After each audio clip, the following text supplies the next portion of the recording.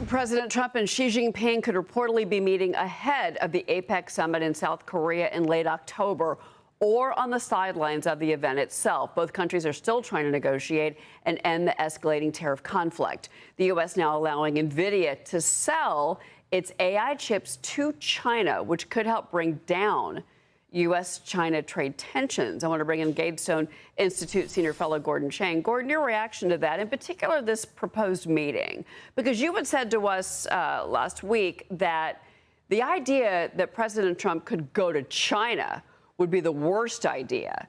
Now it looks like it's going to be neutral territory between the two leaders if this happens.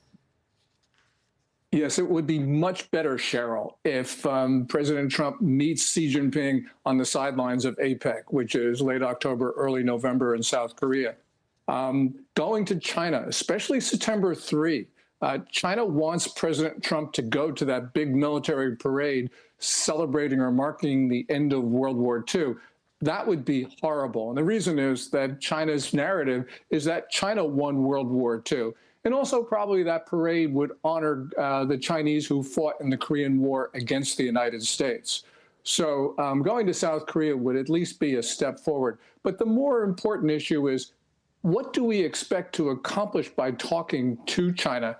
We've been talking with China now for more than 5 decades. And for the last 3.5, this has not worked out very well for us. Yeah, well, again, with that trade deal on the table, and President Trump has said that it's been put in place, that obviously this would be a kind of a relief for the markets, at least. I want to talk about China and Vietnam, because they're holding their first joint Army training exercises this month.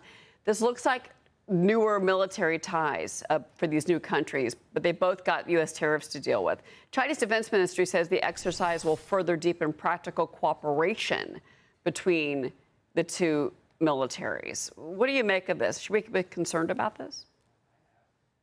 I'm not terribly concerned, and the reason is that the Vietnamese need to appease China. That's clear. Vietnam will all say nice things about China, but these are two countries that have been at odds with each other for centuries. And by the way, small Vietnam usually gets the better of these confrontations with China. So the last time that these two countries fought a war was 1979, when China launched a surprise invasion of Vietnam. And Vietnam's third string army really did in China's first string. It was a humiliation for China. The Vietnamese know that. They've been dealing with hostile Chinese for a very long time, and they are able to preserve their borders. So, yes, I think Vietnam clearly wants to make the Chinese happy with these military drills, but I don't think it's enormously significant for Vietnam, and it's certainly not enormously significant for us. Okay, good. I want to move to this story. This is fascinating, Gordon. Buyers from China have been very active in the U.S. real estate market. According to a new report from the National Association of Realtors, over the last year, Chinese buyers scooped up $13.7 billion worth of homes. Among all foreign real estate buyers, China was at the top with 15% of purchases. That was then followed by Canada, Mexico, India, and the UK. Nearly 12,000 existing home sales were done by the Chinese alone this year. The average purchase price for these buyers, more than $1.1 million. That's compared with all foreign buyers who spent just over $700,000. And then if you look at where they've been buying, get this: California, Maryland, New York, Hawaii, and Georgia. 71% of those buyers from China paid all cash, Gordon.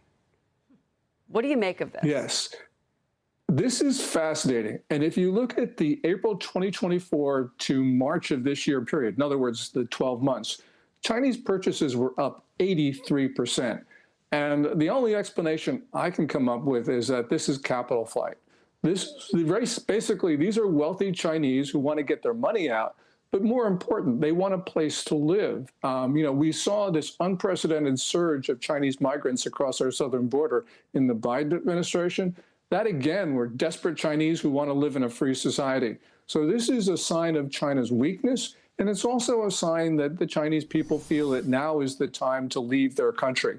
So in a sense, this is a warning sign about what's going on inside of China. We see a lot of disturbing indications. And, the money, the Chinese are voting with their feet. and they're voting for the United States, which should make us pretty confident that they see us as the last refuge in the world.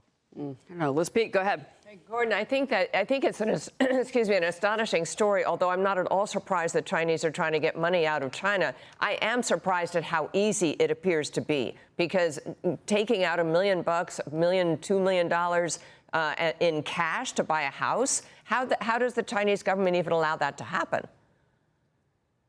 The Chinese government does not allow that to happen. The Chinese rule is that a Chinese national can export 50,000 US a year.